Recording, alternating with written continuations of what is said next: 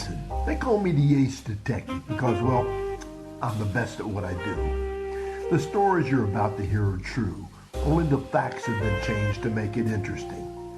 These are the stories about a guy and a girl and their adventures. But this story is a little bit different. It's about a detective and a beautiful android girl. Nothing unusual there compared to all the weirdness going on out there these days. It's a common storyline, you know. A strong, masterful, mighty, forceful, and robust detective guy meets a beautiful android girl who was created to be a detective assistant. But the beautiful android girl is anatomically incorrect, and the boy dumps the beautiful, anatomically incorrect android girl at a Goodwill store. But he did not dump her because she was anatomically incorrect, mind you. Then, 10 years later, the detective guy, who has become a renowned crime fighter, bumps into the beautiful android girl again on a rainy night at a bus stop in Fort Myers, Florida. The beautiful android girl has since had her anatomically incorrectness corrected and needs help from the guy who has become a renowned ace detective. In the course of their business relationship, the renowned detective falls in love with the beautiful android girl who looks like a cross between a Barbie doll and Jennifer Aniston before she married Brad Pitt in 2000. But it does not have anything to do with the fact that the beautiful android girl who looks like Jennifer Aniston before she married Brad Pitt in 2000 is now anatomically correct. So boy and beautifully anatomically correct girl, who conveniently to the storyline was designed as a detective assistant, form a private detective business. So basically it's the same handsome boy meets beautiful girl storyline as are all boy meets girl storylines.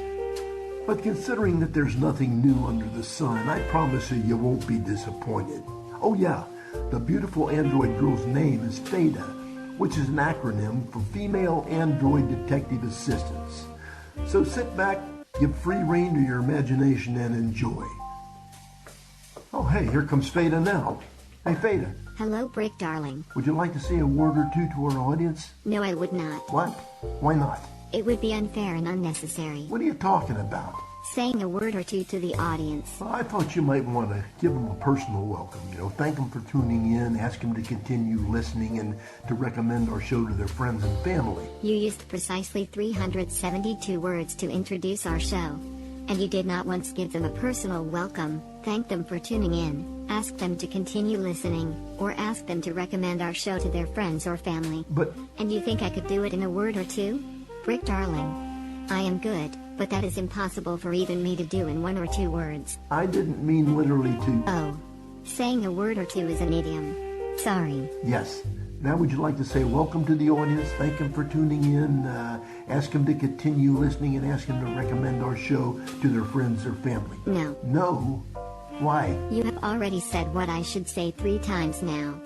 It would be redundant. But I can say it in 3 words. You can? Yes. Oh, okay. I'll bet you $10 you can't say, welcome to the show, thanks for tuning in, please continue listening, and please recommend our show to your family and friends. Okay. What he said. Wait a minute. No. Now give me $10, darling. Now wait a minute. No. 10 Washingtons, please. That's not fair. It is fair. Not fair. You cheated. Did not cheat. Did cheat. Did not. Did. Not. Here. Thanks. This is a message from Dr. Hashish Jadar, a facial plastic surgeon who specializes in the in-the-face pull-out method. Hello, I am Jadar, a facial plastic surgeon. My independent and clinical research tell me that good-looking people have more fun, make more money, and can hang around with more good-looking people. While people may look at other parts of your body first, they will eventually look at your face to determine if you are ugly in the face. I have developed an innovative technique for injecting botulism toxin and fillers in the face. With one tiny prick in the face, I distribute material in the face and then I slowly withdraw to minimize pain and swelling in the face. I call it my in-the-face pull-out method. Thanks to Dr. Jadar's in-the-face pull-out method, I had a wonderful experience. And now people actually look at my face. Thank you, Dr. Jadar. With Dr. Hashish Jadar's revolutionary in-the-face pull-out method, you no longer have to be ugly in the face. Call Dr. Jadar today at Tuck Universal at 1-800-TUCK-U for your free facial ugliness assessment. That's 800-882-5968. Today is the rainiest in Fort Myers since 1935. I'll have the details on what you can expect for this week's forecast tonight at 6 on NBC2. Later tonight on NBC2 News at 11. The LCZ Broadcasting Company and your favorite commercials bring you the adventures of Brick Benson, Ace Detectives.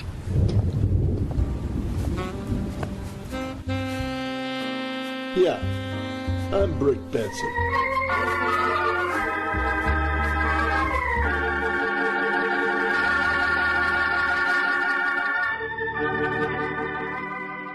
That's what the sign on my office door says. Brick Benson, Ace Detective. I typically don't have to go looking for beautiful gals with problems. That's the way it was last Wednesday evening. It was just after sunset on a typically clear southwest Florida summer night. And, like all typically clear southwest Florida summer nights, it was dark, muggy, and raining cats and dogs.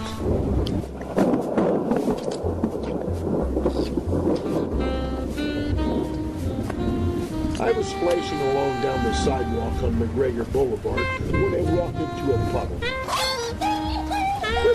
I met Poodle. Sorry, Fido. I know, that's an old joke.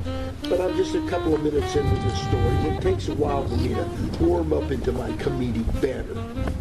Anyhow, I was walking that night because the vacuum-operated windshield wipers on my vintage 1970 AMC Gremlin stopped working while I was at Kathy the Camel Lady's house. You know, you work great on non-rainy days as long as you don't turn them on. In case you're wondering, the answer's no. Kathy doesn't smoke Camels. She quit that years ago. Made her skin wrinkle. But for some reason, she still smells like a camel. And so does her Great Dane puppy. Or so they say. I haven't smelled enough camels in Fort Myers to form a good opinion. Actually, Kathy doesn't smell like anything at all to me. That's probably because I contracted COVID-19 a year ago when the Chinese attacked us with their new biological bat soup weapon, while at the same time the Democrats attacked us with Joe Biden, and I never got my senses of smell or taste back. Now, I just know that Democrats always smell bad, and old hair-sniffing Joe is a definition of bad taste. Anywho, don't ask me what I was doing at Kathy's house. That's a story for another time. But I digress. As I was saying, I was splashing along McGregor Boulevard when I was surprised to see a secretary who I'd picked up cheap about 10 years ago. I got what I thought was a great deal at the time. I traded my vintage 1965 Honda 50 C110 scooter for her. Let me explain before the cancel culture commies take me out. Her name was Fada. She was a quirky but cute model in a Twilight Zone kind of way, who bore an uncanny resemblance to a life-size Barbie doll, complete with long arms and smooth, long legs, and moved melodically like two flesh-colored boa constrictors in fishnet stockings, and they connected her hips to her ankles. She was a bit worn, but the guy I traded my scooter to for her assured me that she was still serviceable. Fada didn't have a last name. You see, her name, Fada, was an acronym for Female Android Detective Assistant. The guy I got her from was an old client of mine who owed me some money in a favor.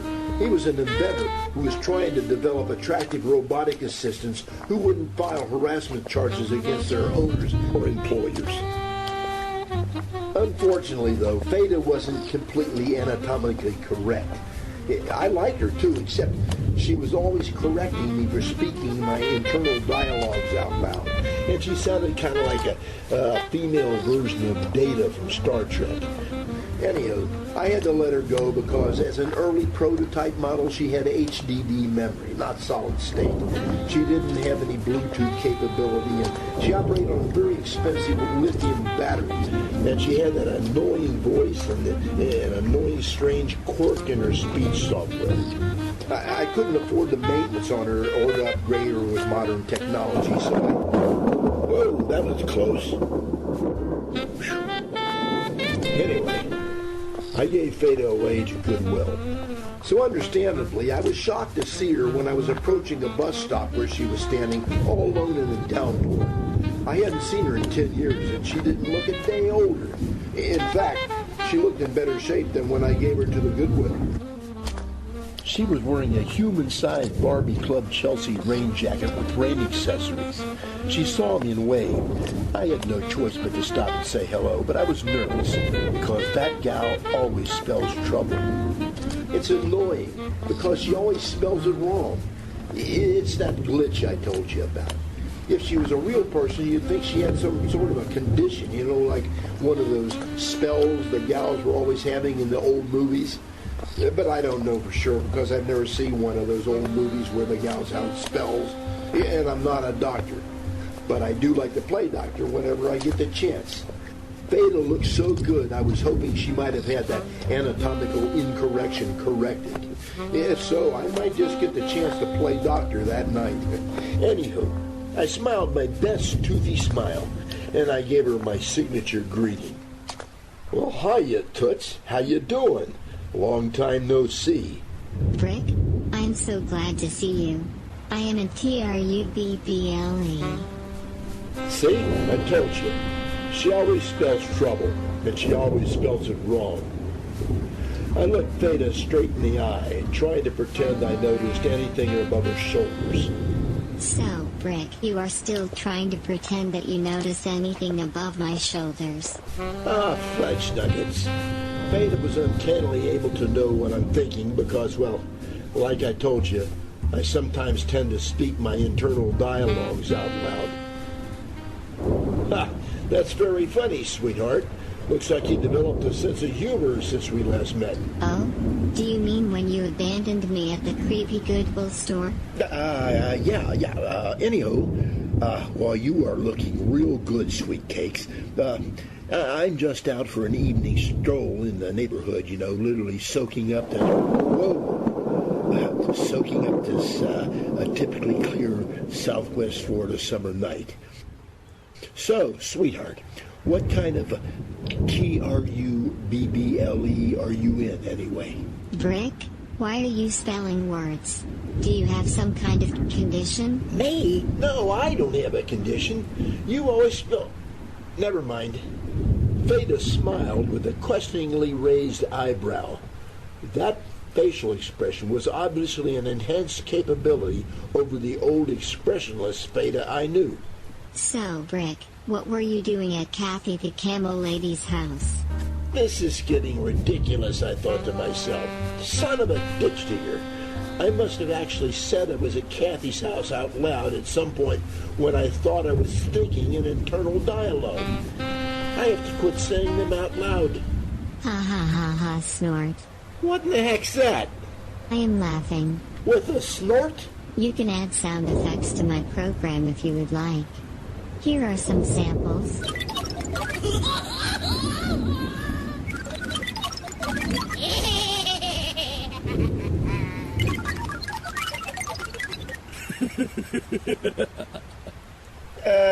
Maybe later, okay? Anyhow, like I was saying, I must have actually said I was at Kathy's house out loud at some point when I thought I was thinking in internal dialogue. No, Brick. You actually spoke that as dialogue just now. Brick, it is simple. Noir number 2 by Pedro plays when you are thinking your internal dialogues. The music stops when you actually speak your dialogue. I just drew the conclusion that you were at Kathy the Camel Lady's house because you have a second-hand smell of a camel and Kathy lives just down the street. I slapped my hand over my mouth and thought, darn. Then, my internal dialogue was interrupted when Fada put her hand on my arm. Her touch felt unusually warm through my coat sleeve. For a second there, I thought maybe she might have COVID. I didn't worry about it, though, because I already had COVID. Actual skin warmth would be another upgrade to her original capabilities. Fada, what the heck's a camel smell like, anyway? I am sorry, but Wikipedia does not give a description of what a camel smells like. but I see several online comments that say a camel might smell like a cheap leather purse that has gotten wet and appropriate measures were not taken to dry it out. My research shows that is generally the case with leather items made of camel skin. If that answer helps, they would like you to comment with a yes or no. How about not really? There is no option for not really, but I will leave a comment on the site. Break. I do know that odd odors are common with camel skin products.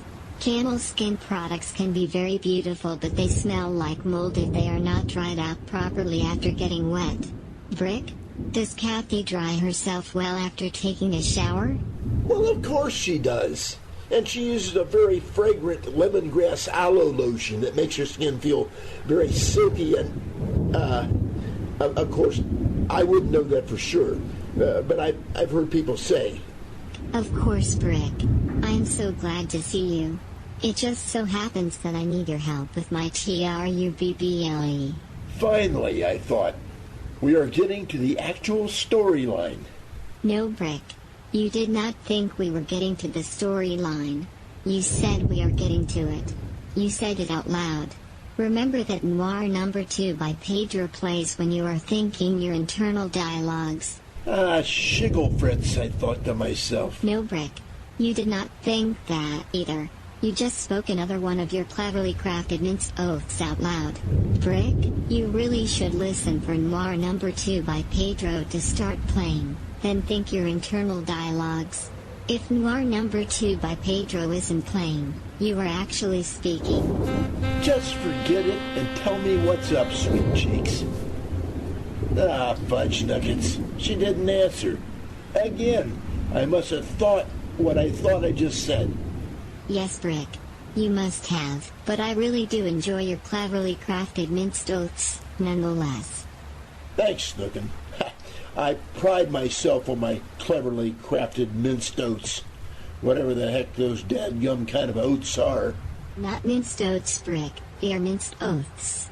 O-A-T-H-S. According to Wikipedia, minced oaths are euphemistic expressions formed by deliberately misspelling, mispronouncing, or replacing a part of a profane, blasphemous, or taboo word or phrase to reduce the original term's objectionable characteristics. Yeah, I knew what kind of oats they are. I was just testing you. Oh, the music again. I tried to act like I wasn't nonplussed, or that I was unplussed, or not plussed, or whatever the heck the word is for not surprised and confused so much that I'm unsure how to react. Where the heck are those freaking mixed oats when you need them? Well, I'm definitely plussed, or not nonplussed. So what's up, Dollface? Noir number 2 just started playing again, so I'm pretty sure I actually said that. Cool beans. Brick. Wah, wah, wah, wah. Sniff, sniff. Deep breath. Wah, wah. Sob. What's that? I'm crying. Well, stop. Fada, if there are some basic crying samples, try one of those. I can't handle your voice-only package. I only have the 1.0 package with limited sound samples. Maybe one of the crying voice samples will be better than those stupid laughing voice samples. Here are the basic crying sound samples. I am sorry, Brick. There is only one crying sample included. We'll give it a try. Oh, gosh. Ada, don't they have a female voice? That is the female voice, Brick. Oh. The Advanced Effects Sounds package is a paid option. How much? The Advanced Sound Effect package is only $29.99 for a limited time only. It is normally $50. Here is the free version.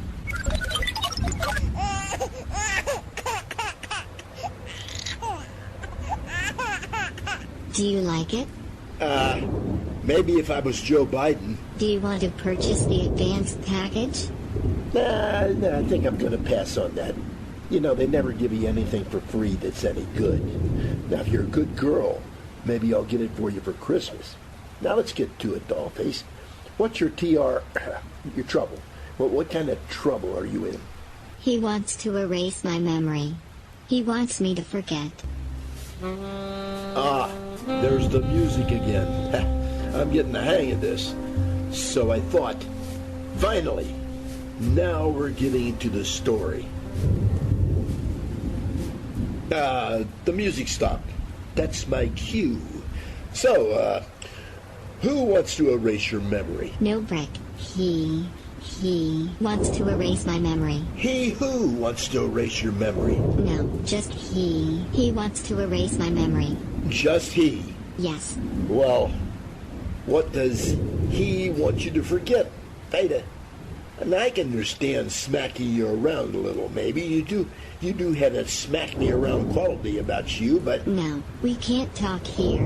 He might be listening. I'll meet you at the Radio Tech Heaven in an hour. Fada, who might be listening? No, Brick.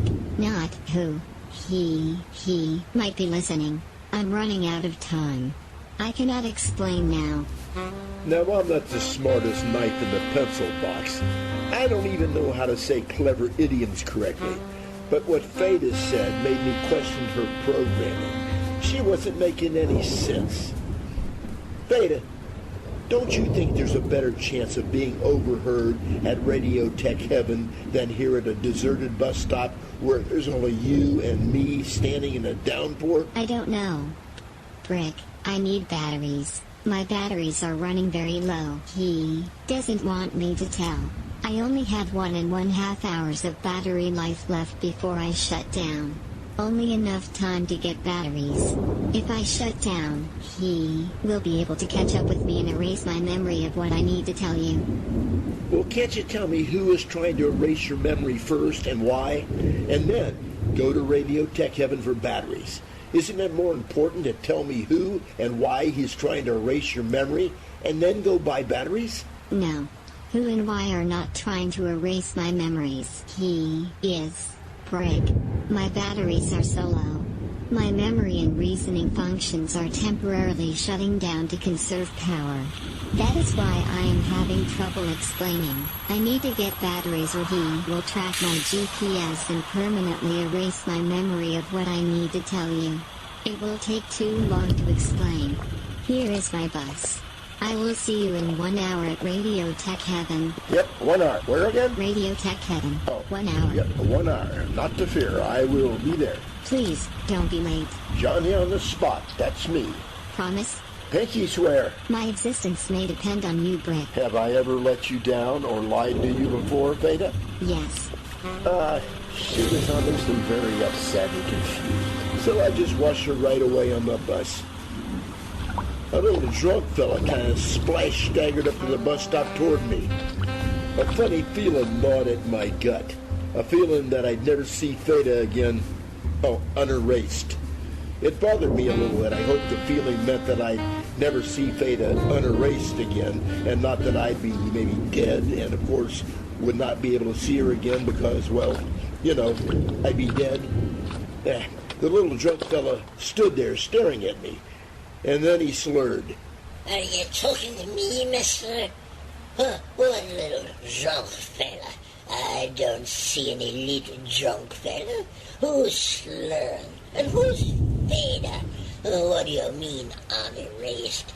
Are you gonna die, mister? Why? You got the COVID? Dr. Fauci says you should wear a mask. You ain't wearing a mask. You must be a racist. It's supposed to rain tonight, you fool. You should get an umbrella or a slicker. Hey, do you have any spare change? Horse feathers. I hate speaking internal dialogues when I think I'm thinking them to myself. Now I got some little drunk son of a basket weaver calling me names and telling me what to do. Bull slippers. The music's not playing. I must be talking.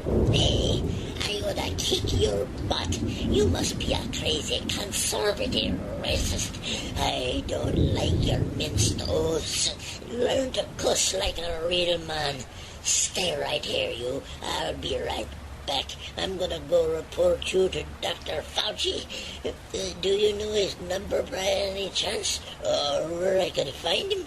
No, I don't. Just call CNN. He's always there. Go on. I'll wait right here. I was really beginning to hate law number 2.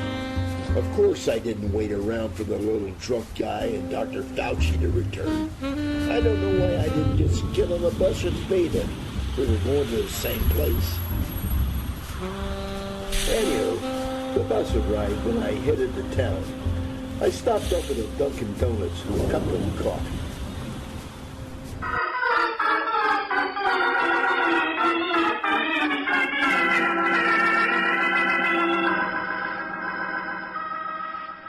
This summer, when it gets really hot, Dunkin' Donuts suggests you cool off with a cup of coffee. Iced coffee, that is. It's the coolest thing around. It's Dunkin' Donuts' world-famous coffee brewed from our premium beans and served ice cold. It's very cool.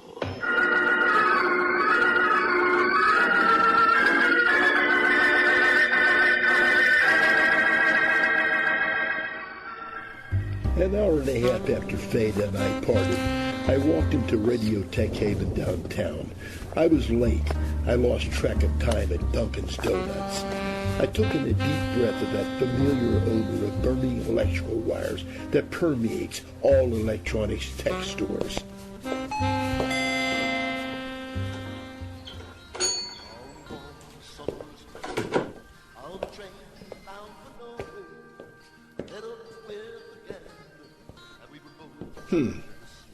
I looked around. It didn't look like there were any customers. I noticed there was nobody in sight but a creepy little geek guy with Coke bottle glasses behind the counter. He was the manager, or so his name tag boasted. That is very unkind of you, sir. Ah, shish kebab, I thought. Please don't curse, sir. I'm a vegetarian. I'm not cursing. It's minced oatmeal, or whatever it is. Can I help you? I slapped my hand over my mouth to stifle speaking my out-of-control thought narratives. I could tell he was sizing me up for a hard sell on a new cell phone or some other high-end electronic goodie I didn't need. Sir, do you perchance need a 10-ohm resistor or maybe one of these 4 gigabyte zip drives? They're only $4.99. You can have both for only $5.99. They are made near a wet market in Wuhan, China. I will throw in a bowl of bat soup for free. Whoa! I was wrong about the high-pressure sales push. The little geek must have been clairvoyant.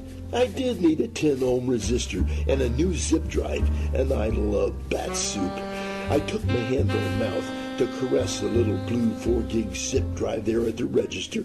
Then I remembered I didn't have any spare cash.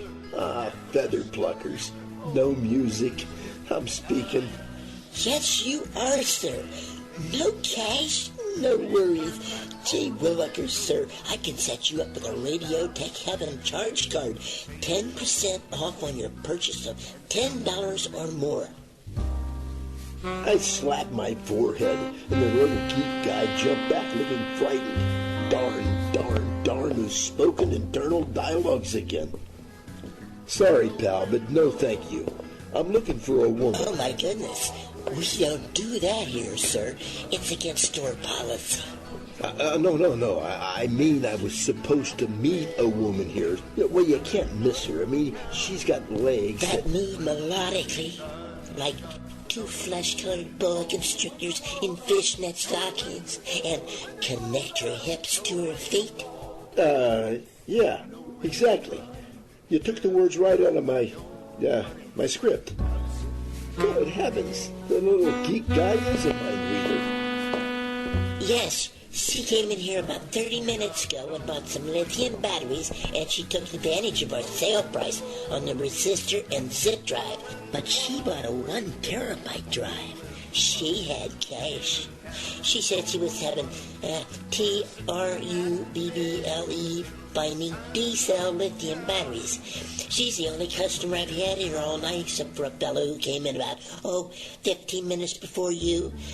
The fellow was only here for a few minutes and he left in a hurry. I know the lady's still back in the TV section. I think she fell asleep in the viewing room. She's laying on the floor back there. I didn't want to disturb her. Hey, start the music. I'm supposed to be thinking my internal dialogue here. Thanks. Okay. I stopped and looked down the aisle toward the TV viewing room and a chill ran down my spine. That's because I was still wet from the rain and I was standing directly below the AC vent. Well, I moved away from the vent and approached the small viewing room. Cut the music here for a minute, will you? It's getting confused with the background. Thanks. Say Yes to the Dress was playing on a 65-inch Samsung flat screen. It was a rerun of Season 6, Episode 9.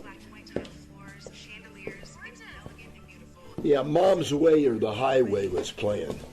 I was distracted for a moment because I had missed that episode and I didn't get to see the bride who got engaged at Kleinfeld's when she returned for a fitting. Then I remembered Fada.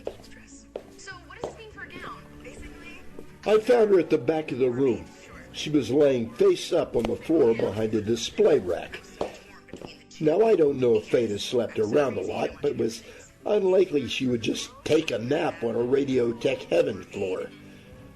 There was a box of D-cell lithium batteries and a Proton 1100 degaussing wand laying on the floor next to her. She wasn't breathing, but then she was a robot and she never did breathe. Well, I rolled over on her stomach and pressed the reset button on the back of her neck. Nothing happened. I noticed the power level indicator read 0. Well, she must have run out of juice waiting for me to arrive and load the new batteries into the compartment on our back. He must have tracked her down here, found her laying on the floor, and used a degausser to wipe her memory storage clean. I should have just come with her. But then the story wouldn't have been as darn exciting as it is now, I guess. I popped open the panel,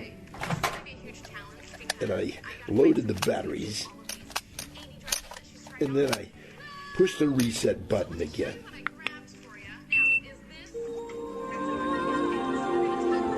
And she fired right up.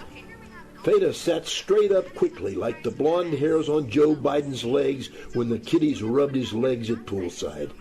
And she spoke. Hello, my name is Fada, your female android detective assistant. Model F-000-2011, specially equipped with the CDI-4 criminal investigative software package. If I get dirt marks or stain marks, be sure to clean me with only soap and water. I am water resistant to 100 meters and can be used as a personal flotation device in the event of a water emergency. Caution!